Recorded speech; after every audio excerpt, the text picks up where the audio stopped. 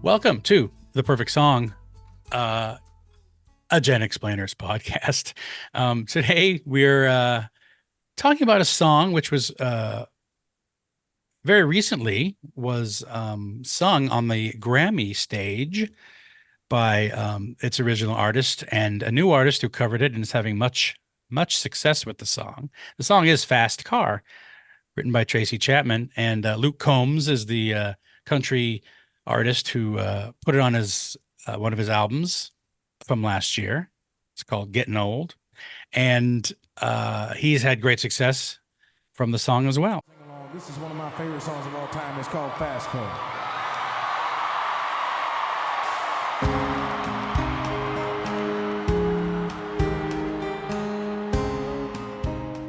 So this is a song that I had on the list to do at some point. I'm sure you guys probably might even thought of it too. It's also a song we discussed a little bit when we did our 1988 Billboard charts show. We all mentioned it, I think, as something that we would have on our personal charts as well. But now we're going to really just look at the song itself and see if it's perfect. You get a fast car. I want a ticket to anywhere. Maybe we make a deal. Maybe together we can get somewhere. Any place is better. Starting from zero, got nothing to lose. Maybe we'll make something. Me, myself, I got nothing to prove. So let's do just a little bit of background. It was on Tracy Chapman's debut album, and it was a huge hit. It reached number 6 in the Billboard Hot 100. It got 3 Grammy nominations: Record of the Year, Song of the Year, Best Female Pop Performance, and she won the Best Female Pop Vocal Performance. And it got an MTV Video Music Award nomination for Best Female Video in '89. I mean, I'm sure most people have heard it, but it's just it's a folk song, I guess folk rock song, I don't know, but a very personal sort of story in the lyrics. And there have been a lot of covers over the years. But as mentioned, the Luke Combs cover is certainly the most successful one. And when they did perform it on the Grammy stage, minutes after they were done performing it, it hit number 1 on the iTunes charts. Just everyone who was watching the Grammys are like old people who use iTunes, I guess. I remember when we were driving in your car. Streets so fast, I felt like I was gone. City lights lay out before me. Your arm felt nice right around my shore. And I had a feeling that I belonged. I had a feeling I could be someone, be someone.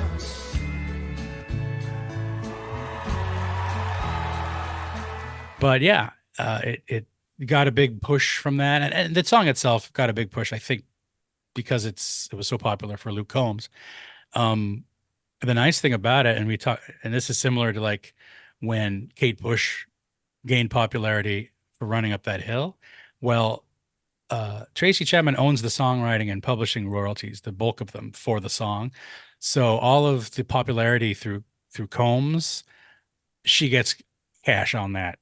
And I think Billboard sort of yeah, I think Billboard said she's made close to or over $500,000 from the Combs cover alone, just for the publishing and songwriting rights. So good for her. And the other thing that it did last year was she became the first Black woman to hit number 1 on country airplay as a sole writer of a song, and the first Black woman to win the Song of the Year at the 2023 Country Music Awards. And the CMA Award for the Song of the Year goes to Fast Car, Tracy Chapman.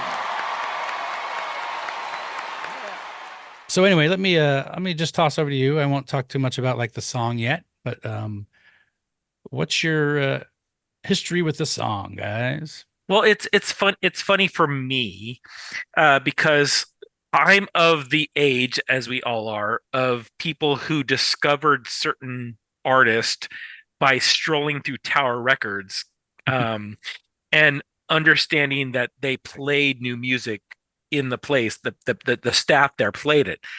this was one of the ones I discovered in Tower Records while I was strolling around. Mm.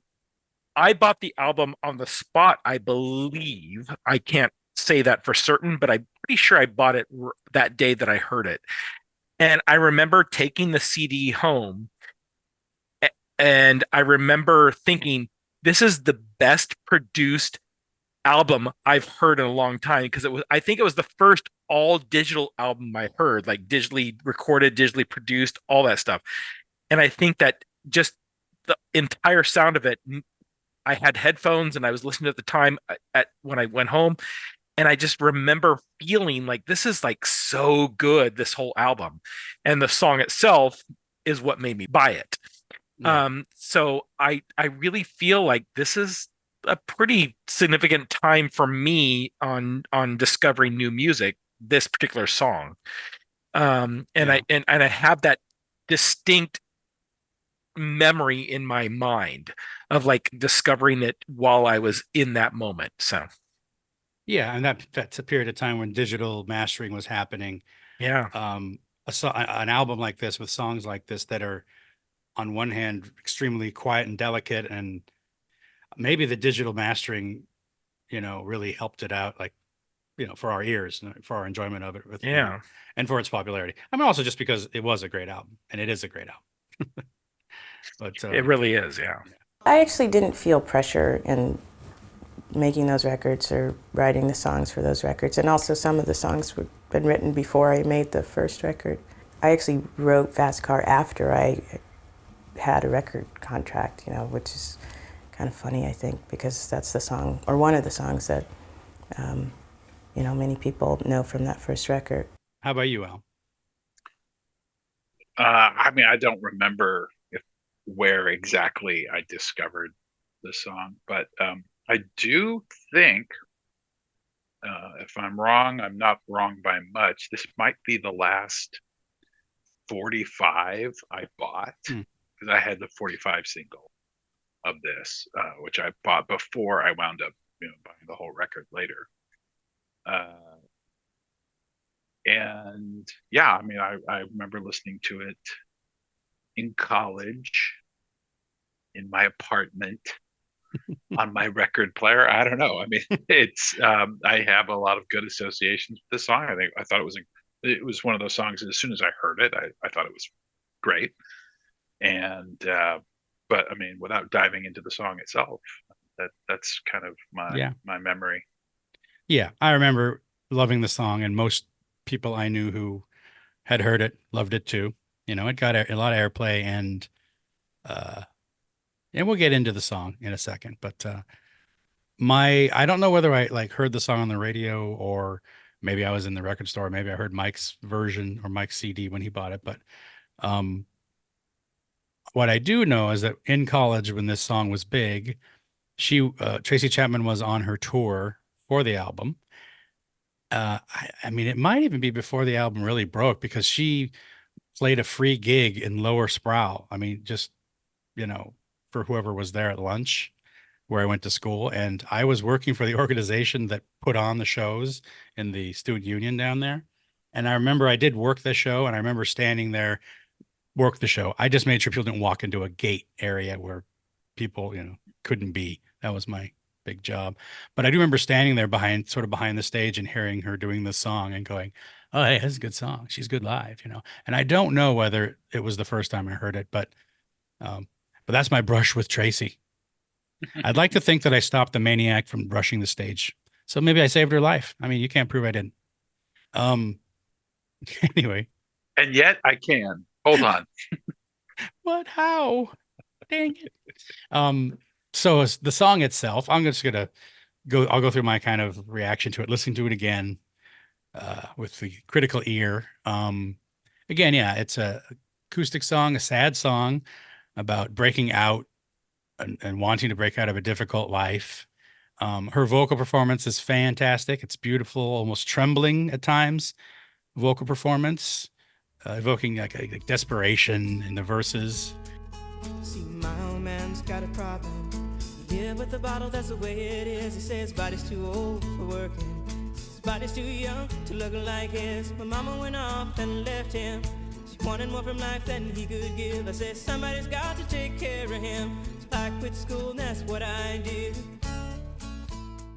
I like the way the music works with the lyrics. Again, you know, I always love this. Like the verses are sort of just a repetitive, almost like a ticking clock. You have that rim shot and then just the little guitar thing happening over and over, and even repetition in the lyrics during the verses. And to me, that sort of symbolizes or mirrors the feeling of like, I can't get going, or I'm trapped and time is just slipping away from me. Yeah. But then you get the chorus, which kind of bursts forth with drums and much more energy, and possibly even some hope in her voice, or at least talking about the feeling she has in the fast car, you know. Before, your arm felt nice wrapped around my shoulder, and I had a feeling that I belonged. I had a feeling I could be someone. Yeah, it's a really well put together song. And yeah, just the musical and lyrical repetition, just evoking that being trapped feeling, you know, cycle of poverty, I guess. Really, really deserve the songwriting accolades it receives, I think. I think it's a really well written song and well performed. Yeah, and I think that I like the fact that it's getting a resurgence now, because it is something that's pretty spectacular lyrically.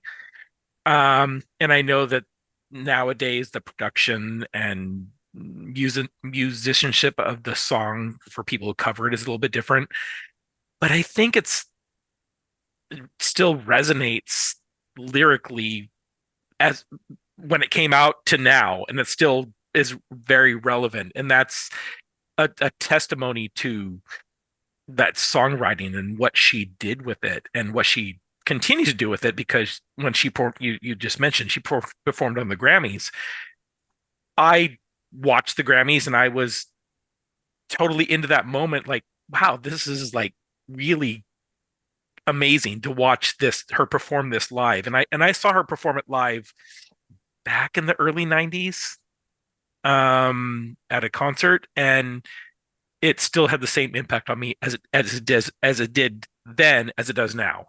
So I agree with most of what you have already said about how the music and the structure of the song kind of mirror the theme of the song.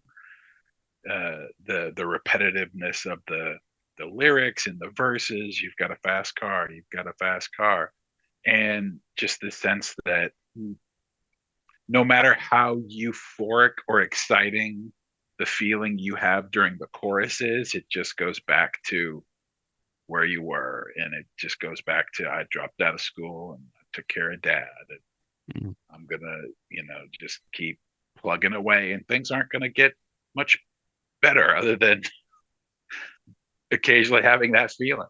Right. Yeah. And it's like, it's funny, each verse that comes, it's like, oh, it seems like they're, this person is moving forward, or things are changing for them. Oh, we found jobs, such that they were, and then, oh, we're together. But then her life kind of circles back, and oh, you just spend time at the bar. You spend more time at the bar than with your kids.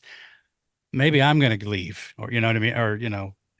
get a fast car and keep driving, it's like, even with like seemingly moving forward and things happening, the trap is still there, Yeah. It's really well done. Yeah. And that very beautiful but melancholic melody that is just permeating the song. Yeah. It's really good. We hope you're enjoying this GenXplainers podcast. Remember to find us and follow us on social media. Give us a like, a follow, or support us on Patreon. And we'd much appreciate a 5-star rating on the podcast platform of your choice. Now, let's get back to the show. Well, we're going to vote on it, but I think I know. You know what I'm going for. I think you all know where we're going, but let's vote on it. Why don't I let Mike go then? Go ahead. I'm gonna say it's a perfect song. All right. I think it's a beautiful song. Um, and a lot of that beauty comes from the perfection of like what she did lyrically and musically. So there you go. How about you, Al?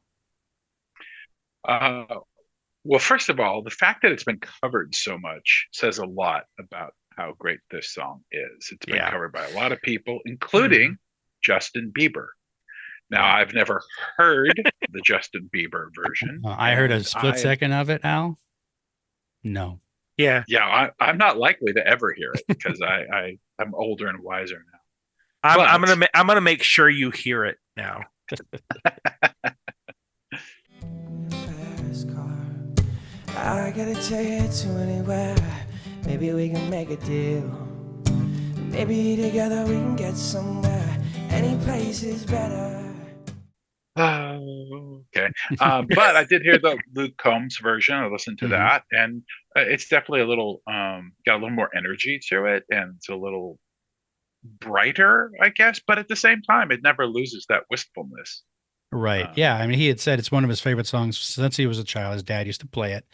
Yeah. I did do on my research online about the cover. I guess there was some people he did change the key a little bit to get more in his range, and it is a slightly less sad key, which kind of explains maybe the brightness you were talking about. Yeah. And some people feel like, and I guess you could say this about any cover, but some people feel like, oh, why would you? Because he doesn't really change it much other than that. Even like sort of the vocal melodies and where it goes is pretty much just like the original. So a lot of people who don't like covers perhaps, or who are critical of covering songs in general, would probably say, what's the point of doing this? You know? But I'm sort of the camp that says, if you do it well and it's a song that's worth more new people hearing, a new audience can be found for it, and it could put some money in Tracy Chapman's pocket, I'm all for it. Go for it. Do it. I mean, there's actually a really good YouTube video by Todd in the Shadows. He does a little video exactly about this song and the cover by Luke Combs. He's been, I don't know if you know who Todd in the Shadows is, but he's been a YouTuber forever, and he sits there silhouetted with his piano and he does music criticism. Again, he's an old school YouTuber. He's very good. Everybody, I'm sure you've heard of him, but hey, check him out if you haven't. But he does a whole thing about this idea of his cover, and some people hate it and some people think it's great. I think he comes in the middle. He says, why not? It's great. Sort of like where I am. So anyway, tangent. Yes. All right. So Mike has said yes. So Al, what are you saying? So yeah, that was just a roundabout way of me saying yes. I do think it's a perfect song. Yeah. And I have to say I do as well. No surprise. I mean, Gobble, gobble, gobble, gobble. gobble gobble. I thought he was saying gabagoo. Gabagoo. For the reasons we talked about. It's just a really well written song. Her voice is great. Her performance is great on it. And yeah, it's timeless. The mic check box, because the things she's singing about have not changed. There are still people, a great number of people, feeling that way about their lives, or maybe are in similar situations. And I love a song that sort of tells a story like that with characters that, I don't know, you can relate to. It's a universal struggle, kind of. Some part of everybody feels that way. So yeah, it is turkey time. Gobble gobble. We all agree it is a perfect song, and yeah, this was an easy one, I guess. But I urge you to listen to. You can listen to the Luke Combs one, fine. But yeah, listen to the original. What the heck? It's really, really I'd nice. say listen to them both. Make your own decision. There you go. Perfect. Yeah, listen to them both. And But if you like his more, you're stupid. What? no, just All right. I just want you to know you just called my daughter stupid. oh, Whoa, sorry. what a dick. Anyway, all right, Fast Car. We love it. Hope you do too. Thanks for listening, everybody. And bye, guys. Bye. Bye.